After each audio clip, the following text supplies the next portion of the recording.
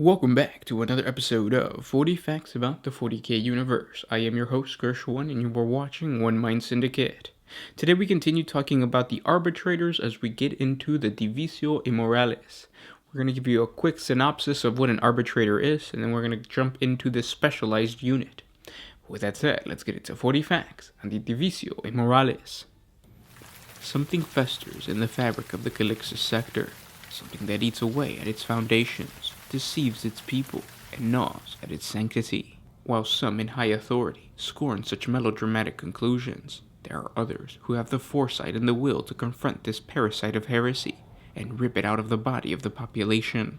This is a disease of deviant faith, a worship of false gods, corrupted ideologies, and moral bankruptcy. It is spawning an epidemic of deluded citizens in its wake.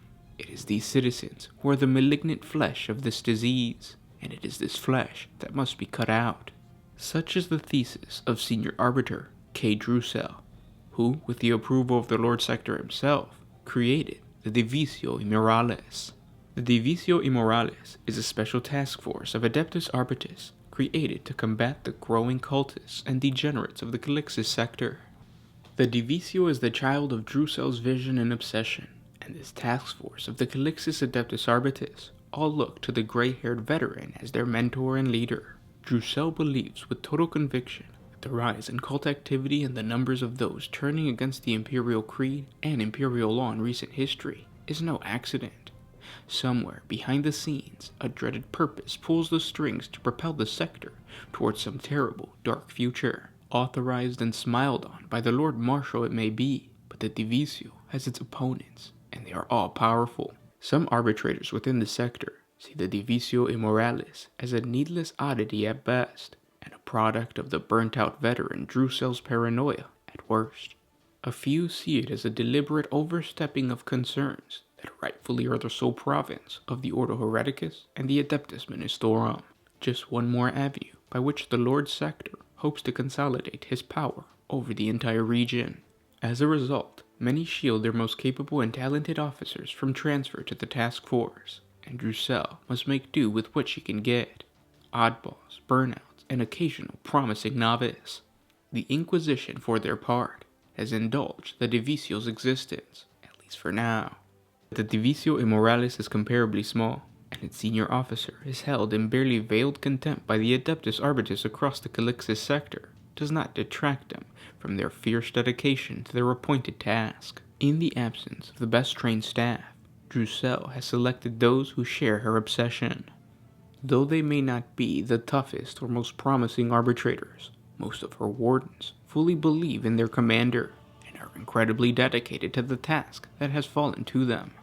Many have also come to believe some great and overarching moral threat seeks to envelop the sector, and they have dedicated their efforts to combating the rot they see festering at the heart of most hive cities. They are undoubtedly dedicated, but few are prepared for the things they must encounter, lacking the esoteric learning or defenses that the Inquisition enjoys. In an echo of their mistress, many wardens are strained and brittled men and women. Hard drinking is a common, if not hidden, vice in the Divisio. Trauma fatigue and psychological burnouts are not uncommon in those called to serve in this specialized task force. With authorization to pursue their investigation throughout the sector, the wardens usually operate either alone or in pairs and pursue their own leads, shifting data and lines of inquiry. Such autonomy is the cause of some contention within the Calixian branch of the Adeptus Arbites, but it is not due to the lackness on Drusel's part, as she has explained repeatedly and at length to her contemporaries, but because, with so few wardens and such a large sector to guard, she cannot be everywhere and sign every card up personally. Likewise, their roving and their poor reputation is the cause of a frequent lack of cooperation by local planetary enforcers, and even other members of the Adeptus Arbites. They are often made painfully aware of the limits of their authority.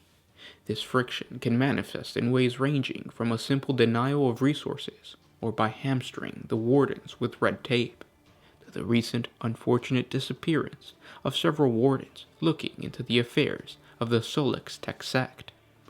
Though the wardens may not be well respected, they have proven right on several occasions. Certainly, their presence has prevented several atrocities and revolts from occurring in the past. And those were 40 facts on the Divisio Immoralis. I hope you guys enjoyed this video. Now, it's important to keep in mind that the arbitrators are not really the police force or the planetary defense force. The arbitrators kind of work for the Imperium to enforce laws, somewhat like a sheriff, where like the sheriff has control over more than just what a police officer has control over. Or I guess you could say it's kind of like the, I was going to say FBI, but that's more like of the Inquisition, or the CIA, but again, that's more of the Inquisition. But they are above regular police officers, and as you can tell, they are prone to corruption more so than any other, Inquisitor. But yeah. I hope you guys enjoyed this video. If you did, don't forget to share it with your friends on Facebook, Twitter, Reddit, whatever social media you guys use. By you guys sharing, it's helping us grow. And giveaways coming soon, guys. Thanks for everything, and I'll talk to you tomorrow. This was Gershwin with One Mind Syndicate signing out.